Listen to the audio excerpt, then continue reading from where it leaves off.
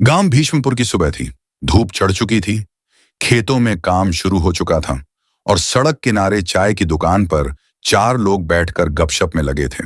तभी एक अधेड़ उम्र का आदमी उधर से गुजरा। सर पर गमछा, पैरों में फटी हुई चप्पलें और हाथ में पुराना झोला।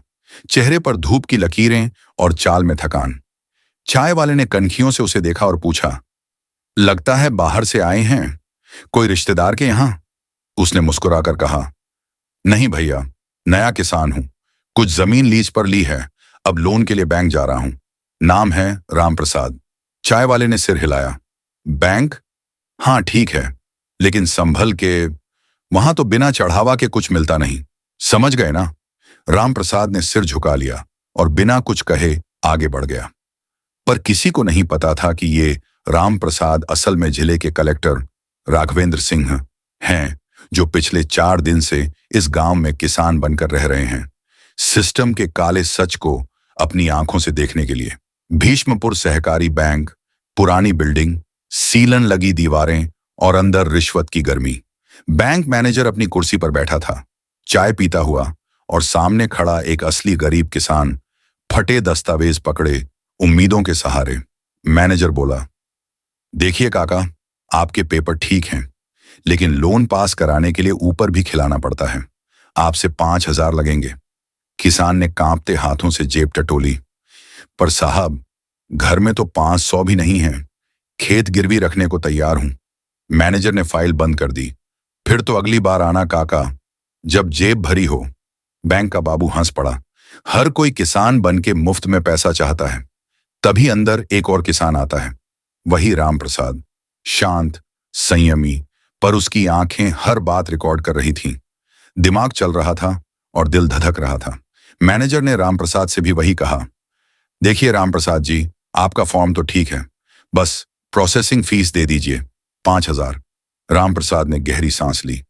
अगर कोई दे न सके तो क्या उसे खेती करने का हक नहीं? मैनेजर हंसा। हक तो सबको है, लेकिन सिस्टम में ऊपर तक घुस जाती है। आप समझदार लगते हैं, बातों में वक्त न गंवाएं। राम प्रसाद ने बिना कुछ बोले झोला उठाया और बाहर निकल गया, लेकिन जाते जाते उसका चेहरा सख्त हो चुका था। 2 दिन बाद सुबह 10 बजे बैंक के सामने 3 गाड़ियां आकर रुकीं। एक गाड़ी से उतरे राघवेंद्र सिंह, अब वर्दी में, उनके पीछे पुलिस, मीडिया और जिला अधिकारी। बैंक के गेट पर खलबली मच गई। कलेक्टर अंदर गए और सीधे मैनेजर की टेबल पर दस्तक दी। मैनेजर खड़ा हो गया। साहब, आप यहां? कलेक्टर ने उसकी आंखों में आंखें डालकर कहा, पहचाना मुझे? 2 दिन पहले एक किसान आया था, राम प्रसाद, याद है कुछ? मैनेजर का गला सूख गया। वो तो आप। कलेक्टर ने जेब से एक डिवाइस निकाली। ये है तुम्हारी घूस मांगने की रिकॉर्डिंग, और ये रही वीडियो फाइल, जिसमें साफ दिख रहा है कि तुमने किसानों से पैसे मांगे, कानून तोड़ा और इंसानियत बेची। अब बताओ, क्या तुम सिर्फ नौकरी से जाओगे या जेल से भी? मैनेजर के पैरों तले जमीन खिसक चुकी थी। स्टाफ का सिर झुक गया। मीडिया बाहर लाइव कर रही थी। कलेक्टर बोले, मैं भी एक किसान का बेटा हूं, मुझे मालूम है खेत के लिए एक बीज का क्या मोल होता है, और तुमने उस बीज के लिए रिश्वत मांगी। तुम्हें क्या हकन है इस कुर्सी पर बैठने का? बैंक मैनेजर को सस्पेंड किया गया। सीधी जांच बैठाई गई। पूरे जिले में सभी बैंकों को निर्देश जारी हुए, अब से किसान का अपमान नहीं होगा, लोन नहीं, ये उनका अधिकार है। राम प्रसाद नाम अब एक कोड बन गया था। जहां भी सिस्टम भ्रष्ट दिखे, वहां एक राम प्रसाद आएगा। कभी कभी एक इंसान को झूठा बनकर जाना पड़ता है, ताकि दूसरों की सच्चाई सामने लाई जा सके। कलेक्टर राघवेंद्र ने जो किया, वो सिर्फ एक जांच नहीं थी, बल्कि एक संदेश था। किसान को झुकाना नहीं, उसका सिर ऊंचा करना देश की असली सेवा है।